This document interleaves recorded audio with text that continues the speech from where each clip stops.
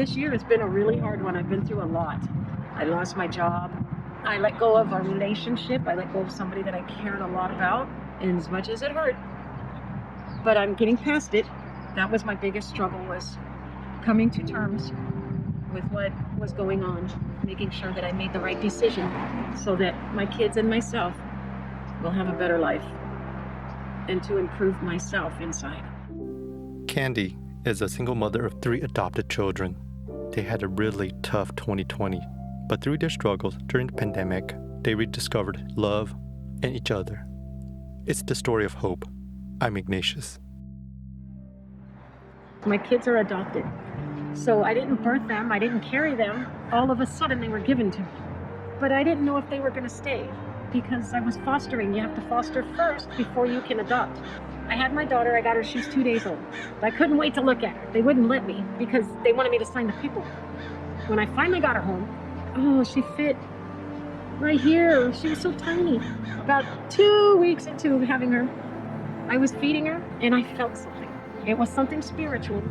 It wasn't a normal feeling that I've ever had before. It was a knowing. I just knew, this is my daughter. This is mine. I love her. I was going to be the best that I can be. I went through 2 years of court, everything, the ups and the downs, and I didn't know if she was staying, but I wanted her to. And sure enough, here we are. She's here. She's mine. I love her. I love all of them. That changed my life because I didn't have to think about just me anymore and what I wanted. I have her and them, and that's where my life is for them.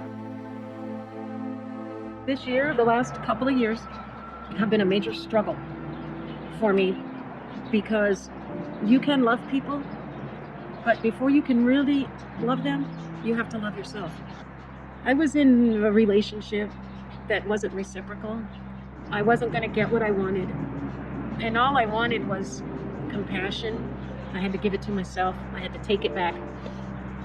And I realized that instead of looking at myself and my family, I was giving all of me to somebody, and I was hopeful that we would all be happy together. But it wasn't that way. And then this year, everything came to a head. I was afraid. I was afraid to get sick. I've never seen anything like this. I've never lived through anything like this in my life. And being isolated from other people, it made those fears that I had inside of me come up. I lost my job. I work with children. The school closing down and then them opening up and not hiring me back. I was like this on the inside. I could feel it. I was going. My heart would pound. And in fact, I worried so much and was so down on myself and the way life was going, I ended up depressed. My life wasn't working out. I wasn't happy. I didn't feel appreciated, like I wanted my kids to love me. But it wasn't working, and I ended up not even loving myself.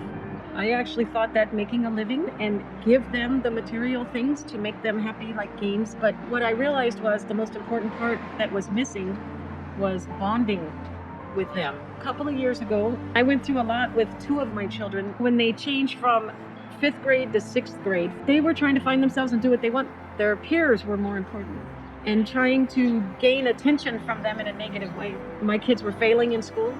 I was afraid to stand up and take charge because I want them to love me.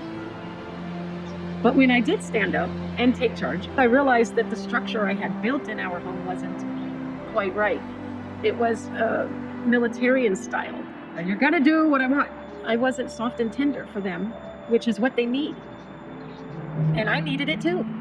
And when I realized where I was neglecting myself, I realized who else I was neglecting, and then I realized who was actually most important in my life, and that's for myself and my kids. I want us to have a better relationship. I want to bring us closer together. I actually want to bring them closer together. I was afraid to go out at first. I was afraid. I was afraid to get sick because I am a teacher and I work with small children. I know how things are spread. You have to isolate yourself and stop people from coming in that are sick. So I realized, hey, we can go out as long as we're not around other people. And that's where the freedom came from.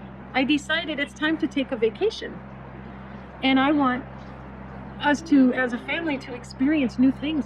They were excited, but they were kind of reluctant because they didn't want to leave the comforts of home, the comforts that they were used to now. There was a point in the beginning where we had to sleep in the truck. the end of California into Oregon, all that was closed down. You couldn't get a hotel.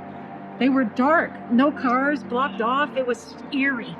We had to stop at the side of the road and we had to sleep in the truck. It was nothing but trees. It was kind of an eye-opener. They were roads that led to where? We didn't know. But we got to stop for the night and sleep there under these beautiful stars and sky. We woke up, we got breakfast, we went to the redwoods, we had a beautiful morning. We helped each other. They helped me navigate by using the phone with the GPS. One of my kids learned how to read a map. We were able to navigate and go from California up and down the states. We kind of zigzagged.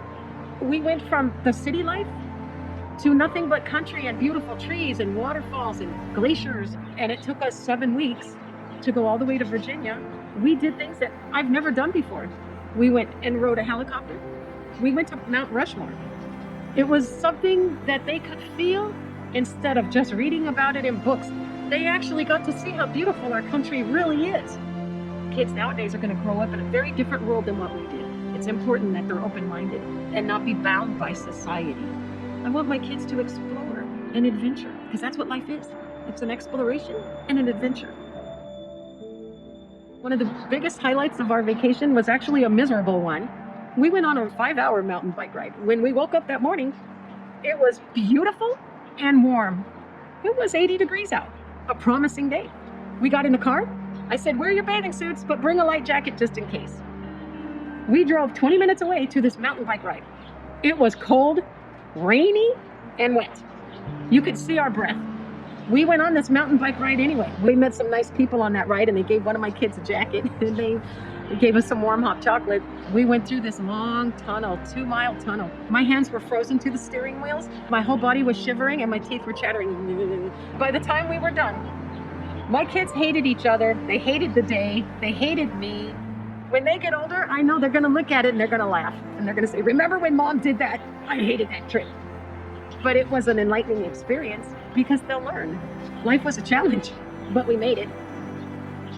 That bicycle ride was just part of the misery of Corona, of this year. It was just another part of having to endure something. But when you come out of it, you realize there was a purpose for it. It made you tougher. I may have went through a lot with my children and a lot of trials, but in the end, I realized that it was all worth it. And I have new things to look forward to. I left a lot behind. I had to find me.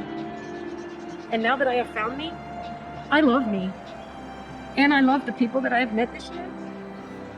And I love the family that I have brought up. These things were important to me.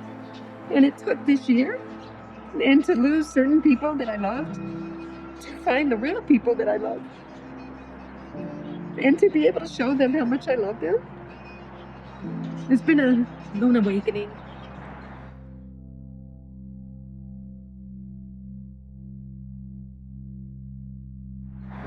Even though we're in such volatile times, that people really want to come together. They really do. And that's what's happening in my house right now with our kid, with myself and my children. I think it's appreciation.